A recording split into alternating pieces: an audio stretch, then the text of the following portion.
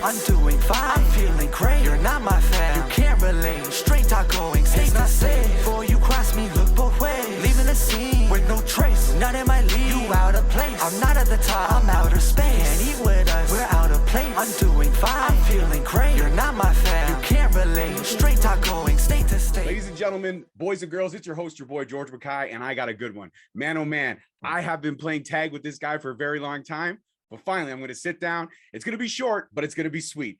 Please help me welcome to Straight Talk Wrestling for the first time, hopefully not the last, the one and only, the hardcore legend, Channing Decker. Greektown. George, thanks for having me, buddy. I appreciate it.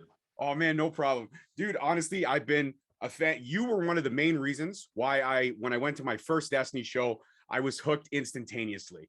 I saw you do that fatal four-way, which led to Aiden Prince winning his chance to do that three-way that he did with Low-Key and Josh Alexander.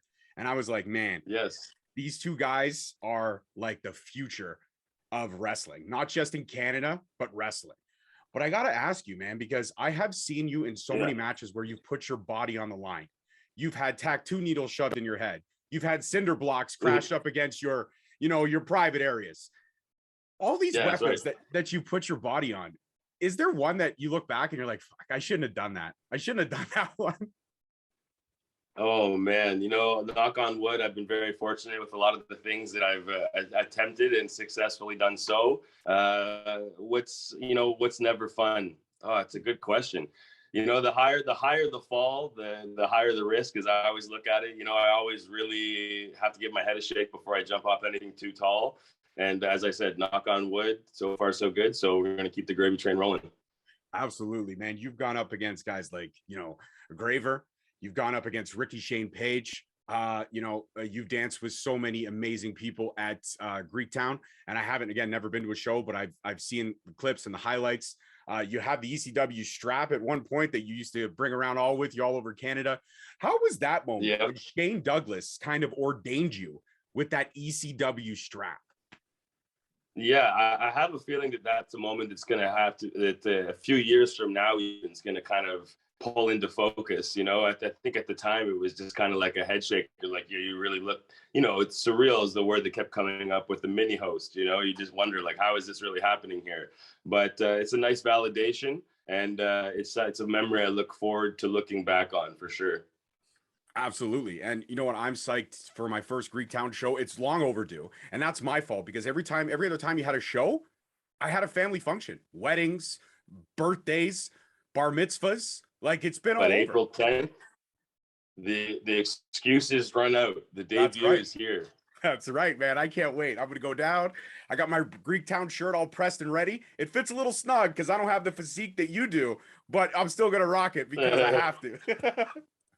It's okay, we're working on it. We're both getting jacked for the show, I could tell. That's it. Yeah, we're trying. I'm trying to stay slim for my old lady, because I'm blessed to have married well above my stature. And I know this. I know this. Good for you. So one thing I want to talk to you about is there's a picture that I actually got from you. And it's a great memory and moment. It's your time over in Japan, which was, again, very surreal. But this wow, that framed it all. Beautiful. Yeah, I frame everything that I get, especially because, it's got the Channing Decker signature on it. How could you not love it? But you got to frame that one. Absolutely. But being over there, soaking up that culture, and I know it was such a long overdue experience. What was the whole ride like over there for you? For me, it was basically just making sure that I could handle everything that was coming my way, in terms of the quality of matches, the opponents, the level of competition over there. I really wanted to go and focus and make sure that I soaked in the culture, but also really made sure I was on my A game for the matches. So, the travel, that's nothing new, like a little bit longer than usual. But for me, that's part of the day and day of being a wrestler, getting over there. So for me, I loved every second of it. I can't wait to go back. The level of competition from deathmatch to any other sort of pro wrestling over there is second to none.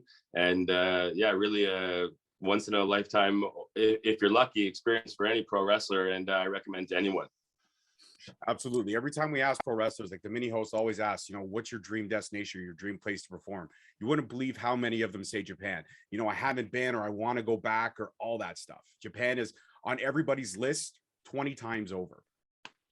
And it's I thought I might have the chance to go to like a television company and build a name before getting to Japan. So to have the opportunity to go as early as I did was really, pretty special for me. absolutely. And Greektown. Let's talk about Greektown. This is, your promotion. Yeah.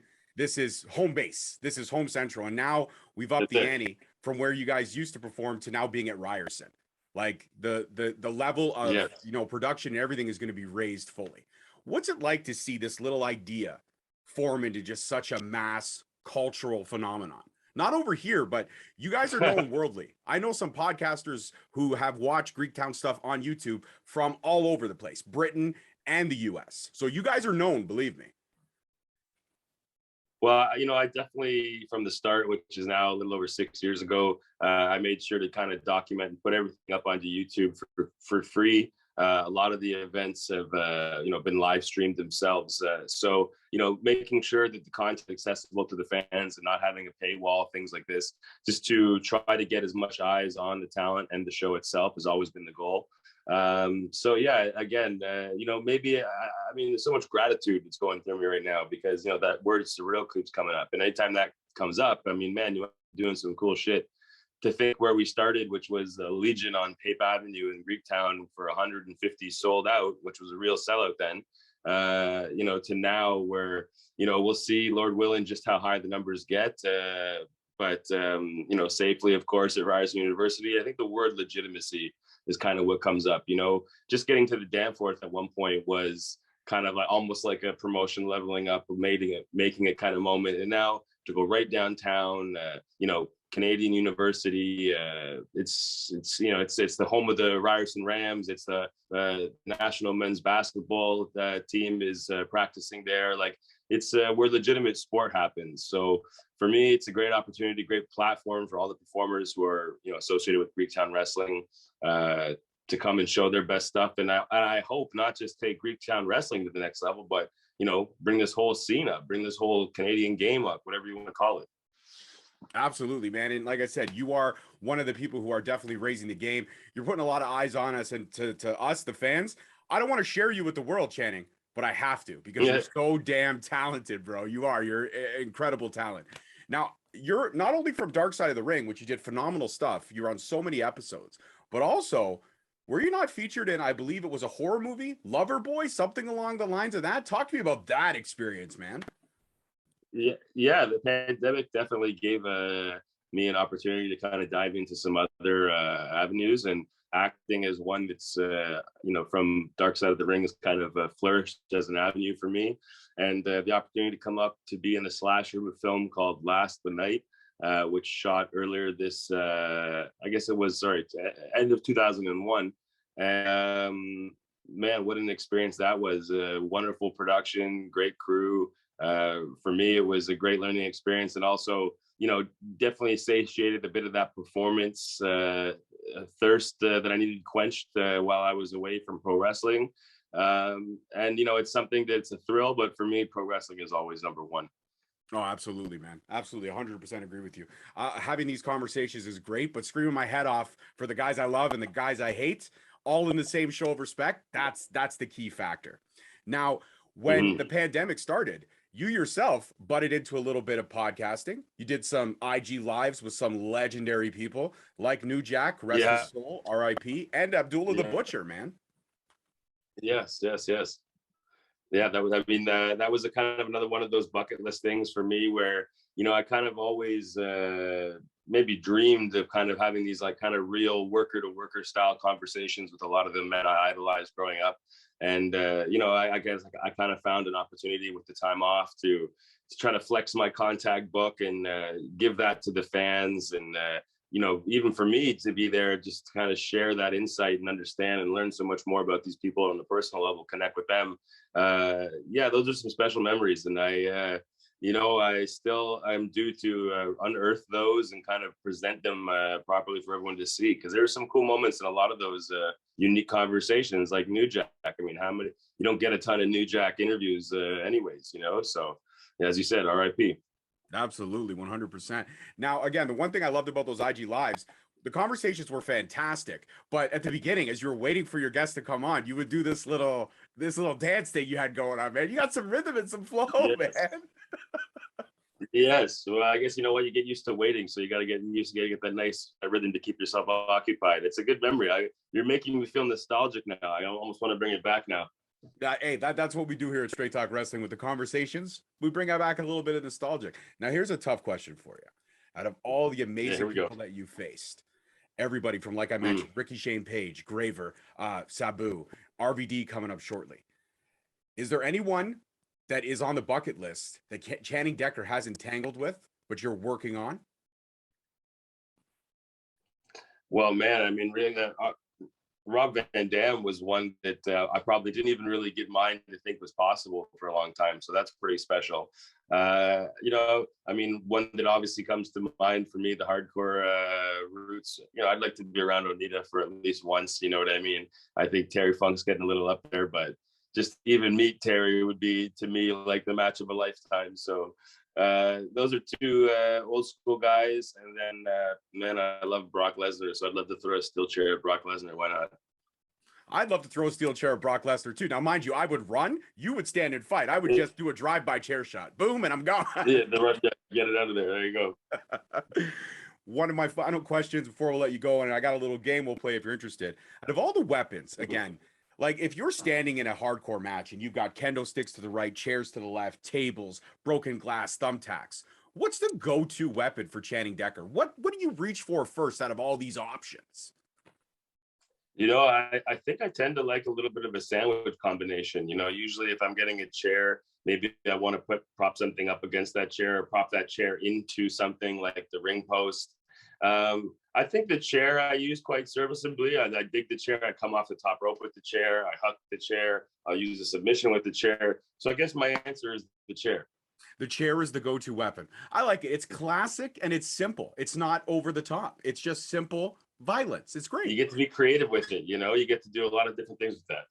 That's true. Now, concertos. Have you ever done a concerto? Yeah, I have. Thankfully, never been on the receiving end of a concerto, but I have administered one. Yes. Oh, yeah. That's a little throwback Canadian style, a little concerto action. That's a good one. I like that. That one doesn't get as much love as it probably should with the Edge and Christian there.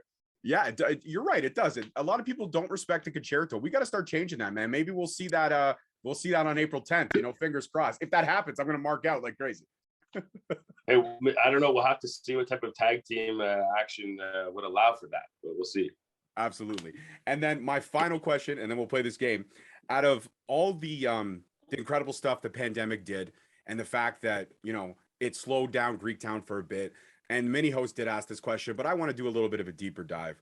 Greektown, 2 years, going home. Not even RVD, just going home. When you walk out through that curtain and you get to take that 10 to 15 seconds where you're just looking around, I mean, are you going to be emotional? And if you are, that's okay, because you know what? I might be emotional that night, because to be Greektown, to see you walk through the curtain for my first time, but knowing how hard you put in, I mean, you know, you got a little chance right now to kind of reflect on that. Yeah, I mean, I think on the promoter side of things, you know, you're always want to make sure that everybody's there and everybody's having a great time and the house is full and everyone's rocking. You know, once that is signed and sealed and the show's underway, you know, then I kind of switch my hat to, you know, main event time, and I got to go be that performer that rocks everybody in the place. So for me, you know, part of my success is just taking it stride by stride. You know, if I got too hung up on any one emotional thing, you know, I guess I could risk faltering in my performance. So for me, you know, it's gift and a curse. You know, on one hand, you got to kind of take it like you've been there before, and then you also want to be able to be present in the moment, because it's not every day that you do get that experience with Rob Van Dam, with Ryerson, with coming home after 2 years. Once in a lifetime comes up. So will there be emotions? Every one of them and more. Will I be able to deal with them in that moment? I guess I will find out with the rest of you. That's the beauty of an event like this. When the magnitude is that high, you know, you can have a game plan, but everybody has a game plan until they get punched in the mouth. So, you know, we're going to see on April 10th how that goes.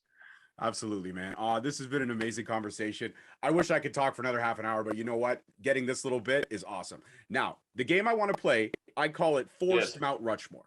I give you 5 wrestlers of my choosing, and you have to place them 1 to 5. 1 being the lowest of the 5, and 5 being the best. 5 is the best of the 5. Okay. Yes, 5 is the best. So here we go. Here's my 5 wrestlers for you, and I got some good ones. I'm going to throw in some hardcore guys because I have to, but I got some good ones. All right, here we go. So obviously, first off the bat, Rob Van Dam will be the first choice I give you. Then we have Mick Foley, another hardcore legend. Then we have Eddie Guerrero, who I find is one of the best high flyers of all time. I'm also going to give you, because a lot of people underrate his skill, but I'm also going to give you Billy Kidman, because I thought he was a cruiserweight for all time. And then the 5th and final choice, just because I know it'll be difficult for you, Sandman. So I've given you 3 hardcore guys in there. Okay, well, I think just to get the easy one out of the way, I got to give, with all respect aside, and Kidman's number 1, on this 1 through 5. 5 is the penultimate legend. I think, I got to play nice and safe, and Mick Foley's the number 5 there. So we're going to get that nice bookend there. Very hard, you look at Eddie and Rob. I mean, my God, how do you put Eddie second to anybody? But maybe we're gonna put Eddie on this list after Mick, Rob, Sandman, and Kidman. I like it. So Mick, Eddie, Rob, Sandman, and Kidman. Now that was a hard one, right? It was an interesting selection. It made me think. I appreciate that. That's what I try to do. Mr. Decker, this has been a true honor and a privilege. I consider you a friend. We have wrapped it up in person once or twice. This isn't just, a podcaster to a talent. This is a friend to a friend. We are honored to have you on Straight Talk Wrestling for the short amount of time, and I appreciate the time you gave us today. Well, hey, thanks for having me. We're going to do it again. We can have some more time. As you said, deeper dive into some pressing topics. Absolutely. And before we go, if anybody's again, out of their mind not to be following you on the wonderful world of social media, where can they find everything that is the journey of Channing Decker and Greektown? Well, where you can find me first and foremost will be on April 10th at Ryerson University for Greektown Pro Wrestling against Rob Van Dam. Definitely going to want to check me out across social media on Channing Decker and Greektown Wrestling as well. YouTube, Facebook, Instagram, Twitter, all the fun stuff. Come out to Greektown if you've never been. George and the Mini hosts getting their feet wet too with the Greektown action. And as you said, going down to Ryerson University, big stage. I think there's going to be a lot of first timers there. So hopefully the first of many great events to come there. Absolutely, man. This will be my first Greektown show, but I can guarantee you right now, and it's on wax, so I can't back out of it. I'm never missing another one again. As long as it's not something to do directly with my kids, I'm going to get out of it some way or somehow to come down to Greektown. That's what I love to hear. Use the kids as an excuse too. That helps to get there sometimes. Channing, you are wise beyond your years, my friend. You really are. I'm going to write all this stuff down. I'm going to keep notes. Align the chakras. Perfect. Thank you so much. Again, guys, I'm your host, your boy, George Mackay. Peace, love, and wrestling. We'll see you next time. Peace. Thank you so much for listening. Don't forget to tune in next week for another great episode on all available podcast platforms and hosted on Podbean. Also, check us out on YouTube at Straight Talk Wrestling, on Instagram at Straight Talk Wrestling, on Facebook at Straight Talk Wrestling, and on Twitter at _Straight Talk. And if you feel the need to buy some sweet merch, check us out on ProWrestlingTees.com. Leaving the scene with no trace, not in my league. You out of place. I'm not at the top, I'm outer space. Can't eat with us, we're out of place. I'm doing fine, I'm feeling great. You're not my fan, you can't relate. Straight talk going.